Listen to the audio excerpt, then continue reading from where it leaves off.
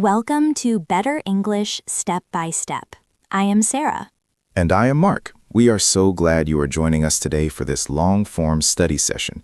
If you are listening while you commute, while you clean your home, or perhaps as you wind down before sleep, we invite you to take a deep breath and relax.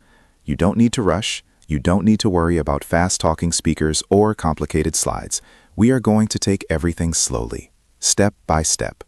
Today's episode is very important for anyone who is living in an English-speaking country or planning to move to one soon. We are talking about the logistics of life. We often call this adulting. It is one thing to know how to order a coffee or talk about your favorite movies in English. It is a completely different thing to call a landlord because your heater is broken, or to explain a strange fee on your bank statement. It is a common frustration for many of our listeners. You are a capable, intelligent adult in your own language, but when you have to deal with a bank clerk or a doctor in English, you can feel like a child again. You might feel small or nervous. Our goal today is to give you that adult confidence back. We want you to feel like you are in control of your life, no matter what language you are speaking. We have organized this lesson into 4 clear sections. First, we will look at housing and how to talk to landlords. Second, we will dive into the world of banking and finance. Third, we will practice the language you need for healthcare and visiting a doctor. Finally, we will learn a universal pattern for solving almost any problem with a service provider. Throughout this hour, we will use our usual method. We will explain a concept, listen to how it sounds in a natural sentence, and then we will repeat it together many times. Repetition is the key to memory. If you enjoy this calm way of learning and want to build your confidence every week, please take a moment to subscribe to the channel and hit the notification bell. It helps us keep creating these long sessions for you. Let's begin with our first section, housing. Finding a place to live is the first big step when you move. But once you are inside the apartment, the relationship with your landlord or your letting agent begins. There is a lot of specific vocabulary here. Let's start with the phrase tenancy agreement. Mark, can you explain what a tenancy agreement is? A tenancy agreement is the legal contract between you and the person who owns the property. It says how much rent you pay and how long you will stay there. That is a very important document. Let's practice saying that. Tenancy agreement. Tenancy agreement. Let's try it again. Tenancy agreement. Tenancy agreement. Now let's put it into a sentence you might say when you first meet a landlord. I would like to review the tenancy agreement. I would like to review the tenancy agreement. Good. Let's say that again very slowly. I would like to review the tenancy agreement. I would like to review the tenancy agreement. When you sign that agreement, you usually have to pay a security deposit. This is a large amount of money held by the landlord in case of damages. Many people worry about getting this money back when they move out. Mark, let's practice a question about the deposit. When will I receive my security deposit back? Let's repeat that. When will I receive my security deposit back? When will I receive my security deposit back? Again, when will I receive my security deposit back? When will I receive my security deposit back? Now let's talk about a very common problem. Something in the house is broken. Maybe it is the heater, the shower, or a window. In English, we don't just say it is broken. We often say we need to report a repair. Let's practice the word repair. Repair. Repair. Repair. Now let's imagine the heater is not working. In the winter, this is an emergency. You need to call the landlord. Instead of sounding angry, we use a professional and clear tone. We start with a greeting and then state the problem. Listen to this. I am calling to report a problem with the heating. I am calling to report a problem with the heating. Let's break that down. I am calling to report. I am calling to report. A problem with the heating. A problem with the heating. Now the whole sentence. I am calling to report a problem with the heating. I am calling to report a problem with the heating. Excellent. Now the landlord might ask for more details. You might need to say, it isn't making any noise, or it isn't getting hot. Let's practice, the radiators are not getting hot. The radiators are not getting hot. Again, the radiators are not getting hot. The radiators are not getting hot. Very good. Another word you will hear a lot is utilities. These are the basic services like electricity, water, and gas. Sometimes the rent includes utilities, and sometimes it doesn't. You need to ask your landlord for clarity. Let's practice, are the utilities included in the rent? Are the utilities included in the rent? Let's try that again. Are the utilities included in the rent? Are the utilities included in the rent? And a similar one. Which utilities am I responsible for? Which utilities am I responsible for? This is a great question to ask before you sign anything. Which utilities am I responsible for? Which utilities am I responsible for? If you are responsible for them, you will need to set up accounts with the utility companies. You might need to tell them when you moved in. You would say, I moved into the property on the 1st of October. I moved into the property on the 1st of October. Let's practice that pattern. I moved into the property on, and then the date. I moved into the property on the 1st of October. One more time for the housing section. Let's practice asking for a receipt. It is always good to have proof of payment. Can I have a receipt for the rent payment, please? Can I have a receipt for the rent payment, please? Can I have a receipt for the rent payment, please? Can I have a receipt for the rent payment, please? Great work. You are already building a toolkit of phrases that help you stand your ground. Let's move to our second section, banking and finance. This is often the most stressful part of living abroad. Dealing with money requires very specific, formal language. That's true. When you walk into a bank or call them on the phone, they use words like transaction, statement, and balance. Let's start with the word transaction. A transaction is just any movement of money in or out of your account. Let's practice. Transaction. Transaction. Transaction. Transaction. Now, imagine you see a transaction you don't recognize. This is a common fear. You need to call the bank and explain this. You can say, there is a transaction on my account that I don't recognize. There is a transaction on my account that I don't recognize. Let's try that again, very clearly. There is a transaction on my account that I don't recognize. There is a transaction on my account that I don't recognize. The bank clerk might ask you for your account number or your sort code. They might also ask you to verify your identity, but your job is to stay calm. If they use a word you don't know, you can say, could you explain what that term means, please? Could you explain what that term means, please? Don't be afraid to ask. You are the customer. Could you explain what that term means, please? Could you explain what that term means, please? Another important concept in English-speaking banks is the direct debit. Mark, how would you describe a direct debit? A direct debit is when you give a company permission to take money from your account every month. It is usually for bills like your phone bill or your gym membership. It is very convenient, but sometimes you want to stop it. You would say, I would like to cancel a direct debit. I would like to cancel a direct debit. Let's practice that. I would like to cancel a direct debit. I would like to cancel a direct debit. Or perhaps you want to set one up. I would like to set up a direct debit. I would like to set up a direct debit. Now, let's talk about the word overdraft. This is when you spend more money than you have in your account. The bank might charge you a fee for this. You might need to ask, what are the fees for using an overdraft? What are the fees for using an overdraft? Let's repeat that.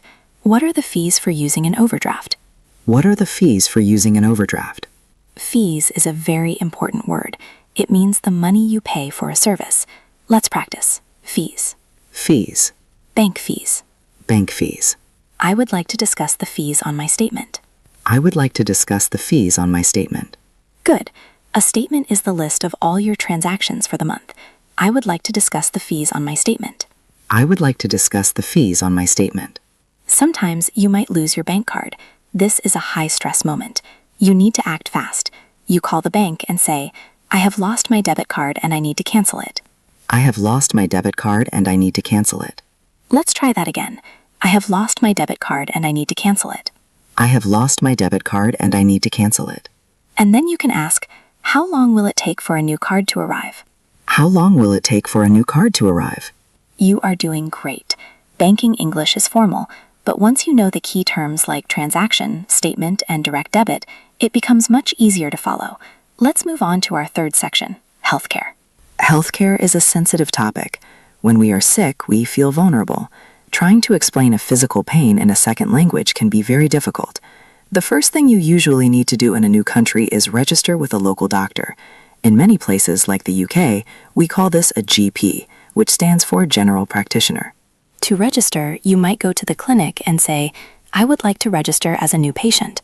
I would like to register as a new patient. Let's practice that. I would like to register as a new patient. I would like to register as a new patient. Again, I would like to register as a new patient. I would like to register as a new patient. Once you are registered, you will need to make an appointment. I would like to make an appointment to see the doctor. I would like to make an appointment to see the doctor. I would like to make an appointment to see the doctor. I would like to make an appointment to see the doctor. The receptionist might ask, is it an emergency? If it is not, but you feel very unwell, you can say, I am feeling quite unwell and would like to be seen as soon as possible. I am feeling quite unwell and would like to be seen as soon as possible. Let's repeat that slowly. I am feeling quite unwell. I am feeling quite unwell and would like to be seen as soon as possible. And would like to be seen as soon as possible. Now the whole thing.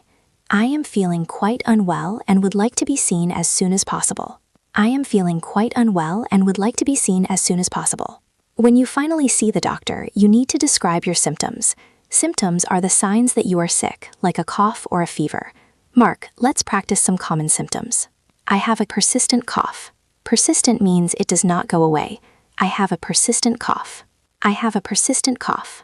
I have been feeling very tired lately. I have been feeling very tired lately. I have a sharp pain in my back. I have a sharp pain in my back. The word sharp is important. It describes a pain that feels like a needle. Let's practice.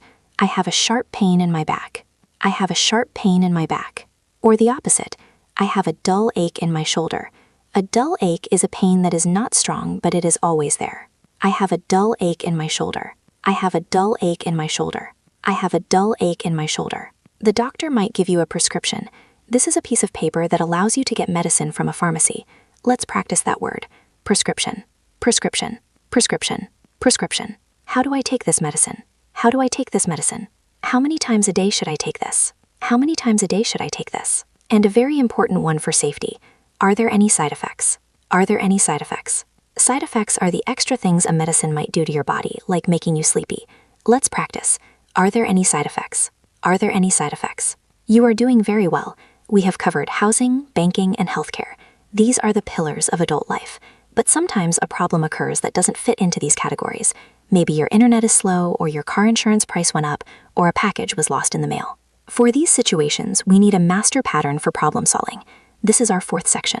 This pattern has 3 steps. Step 1, acknowledge the person you are talking to. Step 2, state the problem clearly. Step 3, ask for a specific solution. Let's look at step 1, acknowledging. We use softeners to make the person want to help us. If we are too aggressive, people often become less helpful. We can start with, I was wondering if you could help me with something. I was wondering if you could help me with something. Let's repeat that. I was wondering if you could help me with something. I was wondering if you could help me with something. Or, I'm calling because I have a quick question about my account. I'm calling because I have a quick question about my account. This sounds friendly and non-threatening. I'm calling because I have a quick question about my account. Now step 2, state the problem. Use the phrase, there seems to be a mistake. This is much better than saying, you made a mistake. Let's practice. There seems to be a mistake with my bill. There seems to be a mistake with my bill. There seems to be a mistake with my bill. Another way to state a problem. I'm afraid that the service hasn't been working as expected. I'm afraid that the service hasn't been working as expected. This is a very polite way to say the internet is bad or the water is cold. I'm afraid that the service hasn't been working as expected. I'm afraid that the service hasn't been working as expected. Now step 3, ask for a solution. Don't wait for them to offer. Tell them what you want. Would it be possible to send a technician? Would it be possible to send a technician? Would it be possible to send a technician? Or, could you look into this and get back to me? Could you look into this and get back to me? Let's try putting all 3 steps together. Mark, imagine your internet is not working. Try the 3-step pattern. Hello. I was wondering if you could help me. There seems to be a problem with my internet connection today. Would it be possible to check the line for me? That was perfect. It was clear, it was polite, and it asked for an action. Let's practice Mark's sentences one by one. I was wondering if you could help me. I was wondering if you could help me. There seems to be a problem with my internet connection today. There seems to be a problem with my internet connection today. Would it be possible to check the line for me? Would it be possible to check the line for me? This 3-step formula is your safety net. You can use it at the airport, at a hotel, at the post office, or even at work. It shows that you are a calm, professional adult who knows how to communicate. We have covered a lot of ground today. We have looked at the tenancy agreement and reporting repairs. We have looked at bank transactions and direct debits. We have looked at registering with a doctor and describing symptoms. And we have learned a master pattern for solving problems. Let's do a final review of the most important terms. We will say the word and then a short sentence. Please repeat after us. Tenancy agreement. I need to sign the tenancy agreement. Security deposit. When do I get my security deposit back? Utilities. Are the utilities included in the rent? Transaction. I don't recognize this transaction. Direct debit. I would like to cancel this direct debit. Statement. Can you send me a bank statement? Appointment. I would like to make an appointment. Symptoms. I need to describe my symptoms to the doctor. Prescription. I need to pick up my prescription. There seems to be a mistake. There seems to be a mistake on my bill. Would it be possible to? Would it be possible to send someone to fix this? Excellent work. You should feel very proud of yourself for sitting through this long-form lesson. Learning these logistics of life is what truly makes you feel at home in a new country. It takes time and it takes practice, but you are doing it step by step. If you found this lesson helpful, please give this video a like. It helps other learners find our calm study sessions. And if you haven't already, subscribe to Better English Step by Step. We are here to help you move from A2 to B2 and beyond, without the stress and without the fast cuts. Before you go today, we have a small task for you. Think about one logistical task you have been avoiding because of your English. Maybe it is calling the bank, or emailing your landlord, or making a doctor's appointment. Choose just one. Use one of the patterns we practiced today and write it down in a notebook. Then tomorrow, try to take that action. You have the words now. You have the patterns. You are more capable than you think. English is just a tool, and today you have added some very powerful tools to your kit. Keep practicing, keep listening, and keep moving forward. Thank you for joining us. We look forward to seeing you in our next episode. Have a wonderful, calm day, and enjoy your journey into better English. Goodbye for now. Goodbye.